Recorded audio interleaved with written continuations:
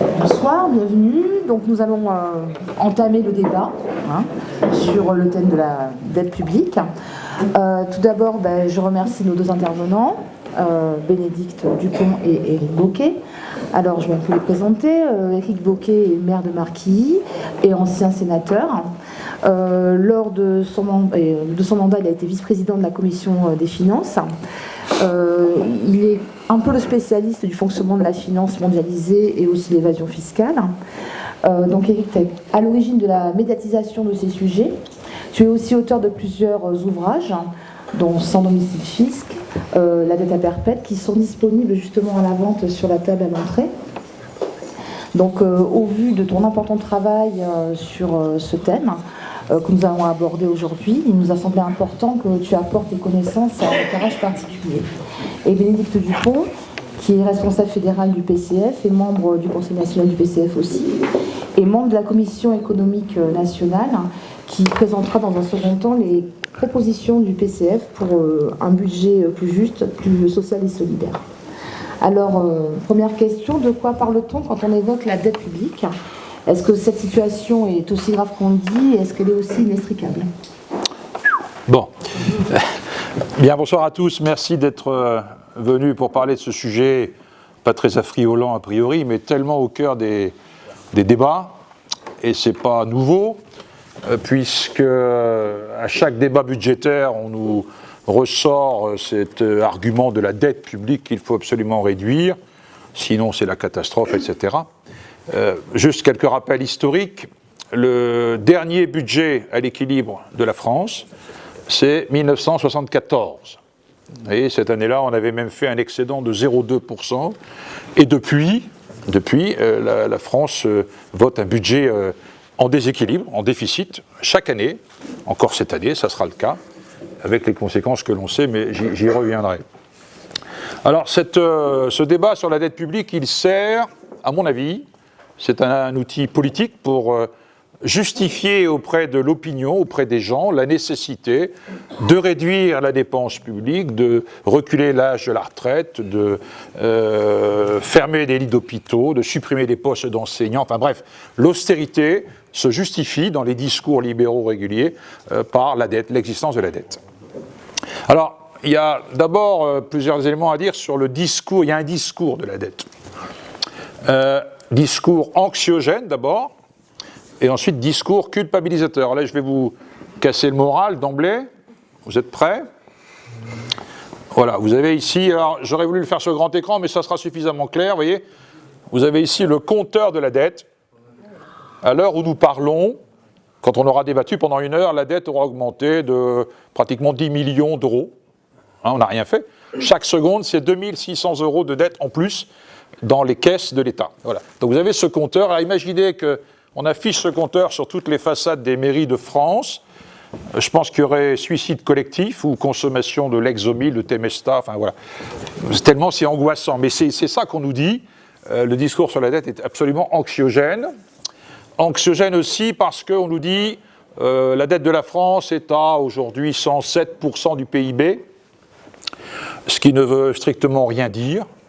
Parce que la dette qu'on connaît aujourd'hui, 3 400 milliards, c'est le cumul de déficit depuis donc 51 ans.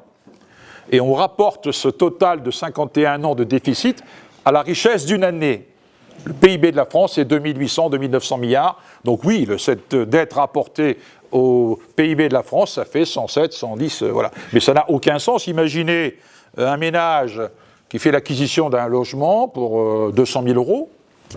Il a un peu d'épargne, il a 50 000 de côté, donc il va emprunter 150 000 et il gagne 50 000 euros, ce ménage, par an. Et donc si on applique le même ratio à ce ménage, le ménage aurait une dette de 150% par rapport à ses revenus d'une année. On ne fait pas ça pour la France. Mais c'est pour dire que ça en rajoute. Passer la barre des 100% de dette, ça sert à faire peur aussi. Je me souviens d'un débat budgétaire en 2019, avant le Covid, novembre-décembre au Parlement, c'était Bruno Le Maire, le Mozart de la finance à Bercy à l'époque, avec Darmanin au compte public. Et à chaque fois qu'on entame le débat budgétaire, on nous rappelle l'existence de cette dette. Et à l'époque, le ratio de dette sur PIB, je vais reprendre leurs critères, était de 98,5%. Et donc Bruno Le Maire et Darmanin, dans leur discours, attention, nous approchons dangereusement des 100% de dette sur PIB, donc danger, catastrophe imminente, etc. Ça, c'était mi-décembre.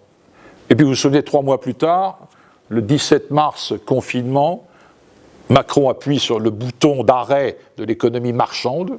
Hein, vous vous souvenez, tout s'arrête, sauf les hôpitaux, sauf les services. Et heureusement d'ailleurs, les collectivités ont continué à tourner, mais l'économie marchande s'arrête.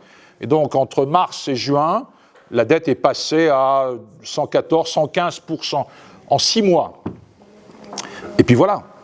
Et le monde a continué de tourner. Évidemment, la dette a augmenté, hein, on va voir pourquoi.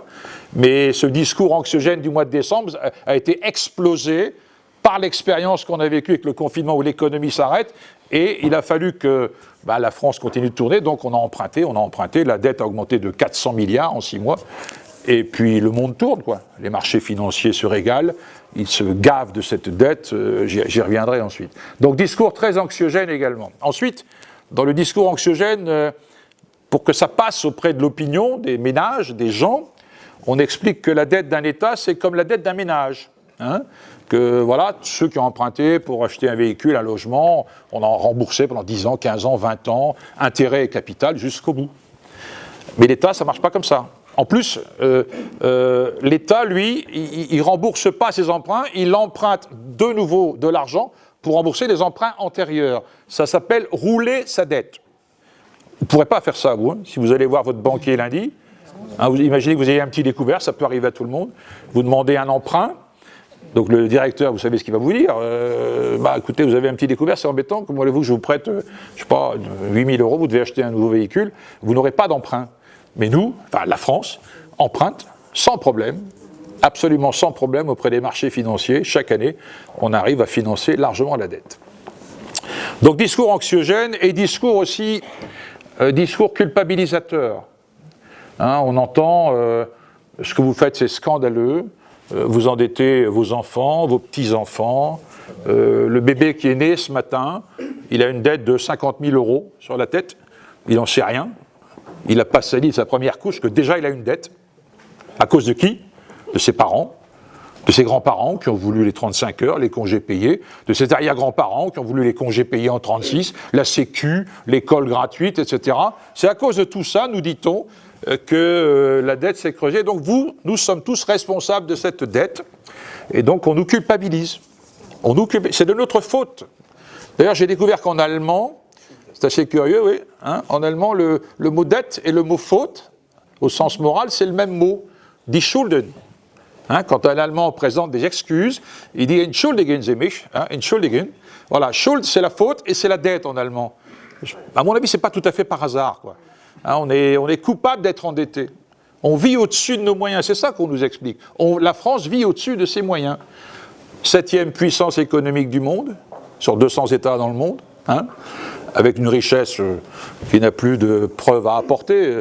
Chaque année, je m'offre le magazine Challenge, le dernier de l'année au mois de juillet, un gros magazine qui fait le classement des 500 premières fortunes professionnelles de France. Et ça me donne une pêche d'enfer pour les vacances parce que franchement, ça se passe bien pour eux. Les fortunes explosent chaque année, ça augmente chaque année, ça n'arrête pas, quoi. Pendant que tous les autres, les hôpitaux, les enseignants, les retraités, etc., n'arrivent plus à joindre les deux bouts parce qu'il y a plus d'argent public dans les services publics notamment. Donc discours anxiogène, discours culpabilisateur. Donc l'État roule sa dette, hein, c'est ce que j'expliquais, l'État nous rembourse, d'ailleurs je crois que c'est Éric Woerth qui a dit ça un jour dans un débat au Parlement il y a quelques années, et il a dit très clairement, écoutez, tout le monde sait bien que l'État ne remboursera jamais sa dette. On réemprunte pour rembourser les emprunts antérieurs. Mais évidemment ça a un prix, ça. On paye des intérêts chaque année. En 2025, on a payé 55 milliards d'euros d'intérêts au marché financier privé, qui achètent nos titres de dette chaque semaine. Donc, ils sont sûrs d'être remboursés, parce que la France n'a jamais fait défaut sur sa dette. Faire défaut, c'est quand on ne rembourse plus. Ça s'appelle comme ça. La France n'a pas fait défaut sur sa dette depuis 1793, à l'époque du Directoire. Hein, il y a des historiens ici. Bon. Voilà. Donc, la signature de la France, comme on dit, est bonne. La dette française, c'est de la bonne. Et donc, on se l'arrache. On se l'arrache et on fait la queue pour nous prêter, hein. Je suis allé à Bercy, il y a un service qui s'appelle l'Agence France Trésor, un truc qui a été créé en 2001. C'est l'organisme qui met en vente nos titres de dette sur les marchés financiers chaque semaine. Vous allez voir leur site. Bon, c'est pas très affriolant, mais allez voir, c'est intéressant quand même. Et chaque semaine, un communiqué est publié en fin de semaine, le vendredi, annonçant que la France... Alors, on n'emprunte pas, on lève des capitaux. Ça s'appelle comme ça dans le langage des financiers. La France va lever la semaine prochaine 9, 10, 11 milliards d'euros, etc. Donc, l'Agence France Trésor publie une annonce en direction des banques qui sont habilitées à nous prêter. Il y en a 15. Il y a 15 banques qui sont habilitées à nous prêter. Tous les 3 ans, cette liste est validée par Bercy. Il y a 5 banques américaines. Il y a 4 banques françaises, BNP Paribas, Société Générale, Crédit Agricole et Natixis. Il y a 2 banques allemandes, 3 banques britanniques et une banque japonaise. Voilà, ces 15 banques ont le droit d'acheter nos titres de dette chaque semaine, et donc elles font des offres. On vend de la dette comme on vend du kebab, quoi. Voilà, j'ai une banque dit, moi je prends 1,5 milliard, je vous fais 3,4%, moi je prends 800 millions à 3,32, etc., etc. Donc chacun fait ses offres. Et donc, sur le communiqué, il est précisé que les offres seront reçues jusqu'à, je dis n'importe quoi, le mardi 5, jusqu'à 15h40. Donc, j'ai assisté à Bercy à ce qu'on appelle une adjudication. Ça s'appelle comme ça, c'est une adjudication. C'est une vente aux enchères, en fait, ni plus ni moins. Et donc, on assiste à ça. Vous voyez, il y a des grands écrans avec des courbes, comme dans les salles de marché des grandes banques. Et puis, tu as des mecs devant qui regardent, etc. Puis, à 15h40, le compteur s'arrête et on réceptionne les offres faites par telle et telle banque, et puis on prend les meilleurs, quoi. On prend les meilleurs. Et chaque semaine, c'est comme ça. 8, 9, 10, 11 milliards qu'on emprunte chaque année. Cette année, le budget vient d'être voté, là, enfin, après ce marathon interminable qui a duré 4 mois pour finalement accoucher d'une souris, sauf pour les milliardaires et les grands groupes, où là, tout va bien. Mais cette année, il est prévu que nous empruntions 310 milliards d'euros. 310 milliards d'euros. L'an dernier, on avait emprunté 300 milliards, c'était déjà un record, et en 2024, on avait emprunté 285 milliards. Vous voyez ? Donc, j'ai choisi comme illustration du bouquin le petit hamster dans la roue, là, et c'est pour ça que j'ai parlé de dette à perpète, point d'interrogation, bien sûr, parce qu'on ne viendra jamais à bout de cette dette dans ce système-là. Il faut changer complètement les règles, on évoquera ça à la fin. Donc... dette perpétuelle, on est dans la dette perpétuelle qui coûte cher, cette année on va payer 62 milliards d'euros d'intérêts. Donc c'est vous dire que les marchés financiers n'ont aucune crainte à emprunter à la France, parce que nous on nous culpabilise en nous disant c'est la catastrophe, le monde va s'écrouler demain si on n'arrête pas cette dette. Voilà le climat anxiogène, mais alors ceux qui ne sont pas du tout anxieux, ce sont nos prêteurs. Les marchés financiers, les créanciers, ils se précipitent, ils font la queue à Bercy pour acheter nos titres de dette. Parce que c'est de la bonne dette, garantie. Ils sont sûrs d'être remboursés, et en plus, on leur verse des intérêts, je vous dis, 60 milliards cette année, à minima. Donc ça va, quoi, c'est un bon business. La dette, c'est un produit marchand, c'est une valeur sûre. Alors, pourquoi on doit emprunter ? On doit emprunter parce qu'on n'a pas assez de recettes pour financer nos dépenses. C'est de l'arithmétique, c'est tout bête. En gros, les dépenses, c'est 450 milliards d'euros, de cet ordre-là, et les recettes, c'est 300. Donc il manque 150. Alors pour équilibrer le budget, parce qu'il faut bien l'équilibrer, on emprunte sur les marchés financiers. Mais donc je vous dis 150 de déficit, et vous nous dites on emprunte 310. Oui, parce sur les 310, on va en prendre 150 pour équilibrer le budget. Et les 160 autres restants vont servir à rembourser les emprunts antérieurs. Ce qu'on a fait il y a 2 ans, 3 ans, 4 ans, etc. Parce qu'on nous dit aussi, là, pour culpabiliser, qu'on est endetté pour 50 ans, 60 ans, c'est pas vrai.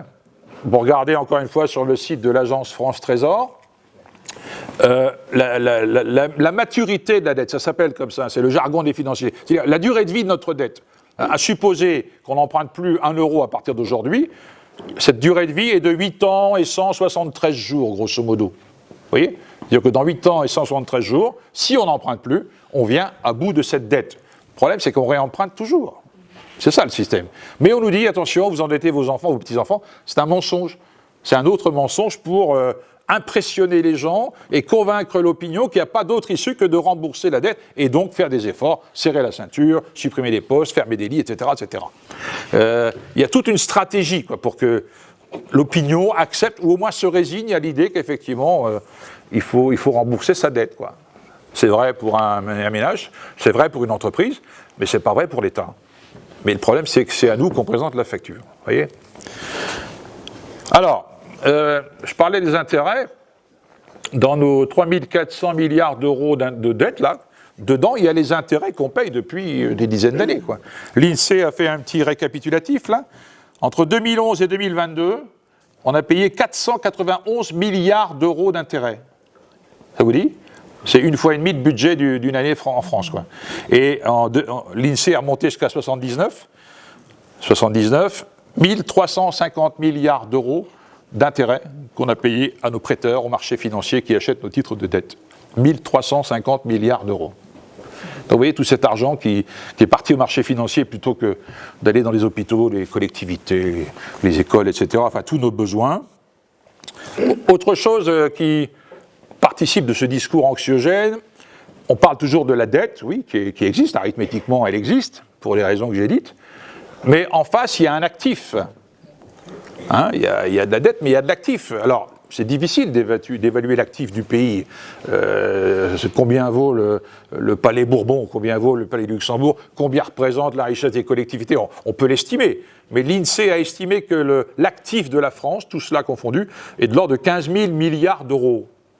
15 000 milliards d'euros, vous voyez. Donc 3 400 de dette et 15 000 en face d'actifs. Parce que la dette a aussi servi à créer de l'actif. Hein. Les autoroutes, nos équipements, nos hôpitaux, nos universités, tout ça c'est de l'actif qui existe encore et qui permet à la France de progresser, etc. et d'avancer. Donc il faut vraiment complètement décrédibiliser ce discours catastrophiste et anxiogène parce que c'est une stratégie, quoi. C'est une stratégie de la peur, un peu. Dans le bouquin, dans l'excellent bouquin que j'ai produit, il y a une citation du 3e président des États-Unis, qui s'appelait John Adams, c'est largement avant Trump. Il a dit il y a deux façons d'asservir une nation. La première, c'est par les armes, la deuxième, c'est par la dette. Vous voyez ? Et sincèrement, la dette, c'est un moyen de contrôle des peuples et des nations, quoi. C'est pas anodin. C'était début du 19e siècle, hein, vous voyez, c'est pas récent. Alors, la question qui se pose, que je ne vais pas faire trop long pour que Bénédicte puisse ensuite développer son propos, est-ce qu'on est condamné à perpète ? La réponse, bien sûr, est non. Parce que on n'est pas dans un excès de dépenses, contrairement à ce qu'on nous raconte régulièrement depuis des décennies. On est dans un déficit de recettes. Si vous faites le compte, depuis 40 ans, dans les années 80, il y avait 14 tranches d'impôt sur le revenu, avec un taux maximal à 65%, hein, c'est-à-dire pour les très hauts revenus. Aujourd'hui, vous savez combien de tranches il reste ? 5. 5 tranches d'impôt avec un taux maximal à 45%. Donc ceux qui étaient entre 45 et 65%, les plus riches, ont été largement allégés dans leur imposition. Je parle des revenus, hein, je ne parle pas encore du patrimoine. Donc quand on a décidé progressivement, hein, et malheureusement, ça ne s'est pas arrêté sous les gouvernements de gauche, ce n'est pas polémique, c'est factuel, cette tendance à baisser l'efficacité de l'impôt sur le revenu, sa progressivité, ça fait 40 ans que ça dure. Aujourd'hui, on est à 5 tranches. Quand on décide de supprimer la taxe professionnelle, Sarkozy, 2010-2011, qui représentait des dizaines de milliards pour les collectivités, hein, au nom de la compétitivité, etc., etc., supprimer la taxe professionnelle, c'est se priver de milliards de ressources chaque année. Chaque année. Vous voyez ? Quand Macron décide de supprimer l'ISF, qui rapportait 5,2 milliards chaque année, bon, il l'a réduit, il ne reste plus que l'IFI, enfin bref, on a perdu 3,5 milliards. Chaque année, on perd 3,5 milliards du fait de la suppression de l'ISF. Quand Macron décide ce qu'on appelle la flat tax en bon anglais, c'est-à-dire l'impôt unique sur les dividendes. Avant, il y avait une progressivité sur les dividendes. Maintenant, c'est 30%. 30%. Voilà. Le prélèvement forfaitaire unique, le PFU, ça c'est Macron. Vous voyez ? Quand on décide, il y a quelques années, Bruno Le Maire qui a porté ça, la contribution sur la valeur ajoutée des entreprises, la CVAE, hein, vous avez entendu parler de ça, c'est un petit impôt qui a partiellement compenser la suppression de la taxe professionnelle. C'est encore trop. Et le maire a dit, on va supprimer la CVAE au nom de la compétitivité, blablabla, blablabla, mais on va le faire en 2 tranches. Voilà. Mais on a perdu aussi de la CVAE il y a 3-4 ans, impôt économique. Donc quand voilà, si on additionne à ça, vous connaissez le système des niches fiscales en France. Il y a des niches fiscales, il y en a de mémoire 482, c'est-à-dire 482 dispositifs qui permettent d'alléger l'impôt sur le revenu. Alors il y en a qui ont leur utilité, hein. Si vous avez des emplois à domicile, voilà, ça vous donne droit à une réduction d'impôt, c'est ça, les niches fiscales. Il y en a 482, et quand on fait le total de tout ça, ça représente 83 milliards d'euros par an. C'est-à-dire que l'État rend de l'impôt, alors parfois c'est justifié si ça crée de l'emploi, etc.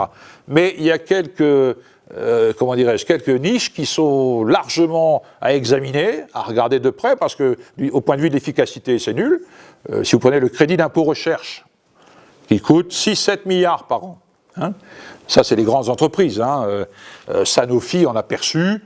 Ils ont viré des chercheurs, ingénieurs. Et ils ont été incapables de produire le moindre vaccin au moment du Covid, au moment où on avait besoin d'eux. Vous voyez ? Donc, ils ont encaissé du CIR, Crédit Impôt Recherche, sans que ça ait un effet sur la production, sur la recherche, etc. Donc, là, il y a sans doute aussi un gisement à regarder, qu'on fasse un peu le point sur les niches efficaces ou pas. Et puis, il y a le rapport de Fabien Gay, vous vous souvenez, en juillet dernier, hein, 211 milliards d'euros d'aide publique aux entreprises, alors que le patronat, évidemment, conteste. Hein. On a mélangé des choux-fleurs et des grille-pains, je ne sais plus, c'est Bayrou qui avait dit ça, là, voilà, pour discréditer le travail, mais non. C'était un travail transpartisan au Sénat, rapport adopté, y compris par les Républicains. Le président de la commission d'enquête était un républicain, Rittmann, et Fabien Gay était le rapporteur. 211 milliards d'euros d'aide publique versés chaque année aux entreprises. Enfin, si vous additionnez ça, je ne parle pas de l'évasion fiscale, hein, 80 milliards par an, les niches fiscales, la suppression de l'ISF, le nombre de tranches d'impôt sur le revenu, suppression de la CVAE, de la taxe professionnelle, la taxe d'habitation. Ah, c'est sympa de supprimer des impôts. Bien sûr que ça fait plaisir. Mais les collectivités qui ont pu ça dans leur caisse, là, comment on fait ? Évidemment, certaines augmentent la taxe foncière. Enfin, voilà, oui, c'est populaire de diminuer l'impôt. Mais moi, j'ai pas de problème avec l'impôt. Hein. Moi, je suis un militant de l'impôt. Ben oui. Mais l'impôt progressif, juste, et un impôt auquel personne n'échappe. Voilà. S'il n'y a pas d'impôt, il n'y a pas de société. Il n'y a pas de service public, il n'y a pas de république. Il n'y a pas de nation, quoi. Donc l'impôt, ben, c'est le moyen de créer un monde civilisé. C'est le secrétaire d'État au Trésor de Roosevelt dans les années 30 qui disait ça. Il s'appelait Henry Morgenthau. Il disait l'impôt, c'est le prix à payer pour vivre dans un monde civilisé. On n'est pas condamné à perpétuité. On peut imaginer 3 pistes différentes pour financer l'État. Parce que la question qui se pose, c'est comment on finance l'État, hein ? Comment on fait ? Un mot sur la Banque Centrale Européenne. La Banque Centrale Européenne qui devrait pouvoir jouer un autre rôle que celui qu'elle joue. Hein, son rôle aujourd'hui, c'est d'imprimer les billets et de veiller à ce qu'il n'y ait pas trop d'inflation dans la zone euro. Mais on peut imaginer, d'ailleurs ça s'est produit au moment du Covid, là, où toutes les économies du monde se sont arrêtées en même temps. Hein. Aucun pays n'a échappé à ça. Donc effondrement général, donc il y a eu un peu panique à bord, quoi, chez les milieux financiers et économiques. Et là, la Banque Centrale Européenne a racheté, alors c'est un peu technique, je vais essayer de simplifier les choses, parce que les seules banques qui ont le droit d'acheter des titres de dette d'État, c'est les 15 banques que je citais tout à l'heure, elles sont habilitées à le faire. Mais les banques centrales, comme la Banque de France, les banques centrales européennes n'ont pas le droit de le faire. C'est inscrit dans les traités, l'article 123 du traité de fonctionnement de l'Union européenne. Interdiction est faite à la Banque centrale européenne de financer les titres de dette, etc., etc. En gros, elle n'a pas le droit d'acheter les titres de dette. Or, il se trouve qu'aujourd'hui, la Banque centrale européenne détient dans ses comptes à peu près 20% des titres de dette français. Alors, comment c'est possible ? Il n'y a pas eu de réforme. Il n'y a pas eu de traité, il n'y a pas eu de vote du Parlement pour autoriser ça, mais comme il y avait le feu dans la maison, que tout menaçait de s'écrouler, et ça aurait pu s'écrouler, on aurait pu revivre le krach de 29, etc. Il y avait des millions de gens à l'arrêt, enfin bref, c'était très compliqué. Et donc la Banque Centrale Européenne a été autorisée, enfin elle s'est autorisée elle-même, à racheter des titres de dette publique sur ce qu'on appelle le marché secondaire. C'est un peu le Vinted de la dette, quoi. Vous voyez, c'est un peu ça. Le marché secondaire. Le marché primaire, c'est les 15 banques dont je parlais tout à l'heure. Et après, ces banques, une fois qu'elles ont ces titres de dette dans leur compte, elles ne jouent pas à la belote. Hein. Elles font du business sur les marchés mondiaux. Et elles négocient sur les marchés financiers. Et quand on a de la dette française, qui est de la bonne dette, qui intéresse beaucoup de monde, eh ben, d'abord, ça lui donne une espèce de crédibilité sur les marchés financiers mondiaux. On dit, vous voyez, moi j'ai de la dette française dans mes comptes, hein, je suis sérieux, je suis une bonne banque. Oui, oui, c'est une bonne banque. Donc ça lui permet de faire du fric ailleurs, quoi. Et même s'il ne gagne pas toujours beaucoup sur la dette publique française, ça leur permet de gagner beaucoup plus ailleurs sur les marchés financiers internationaux. Donc la Banque Centrale Européenne a racheté sur le marché secondaire des titres de dette. Donc aujourd'hui, la Banque Centrale Européenne a encore dans ses comptes entre 15 et 20% de titres de dette française.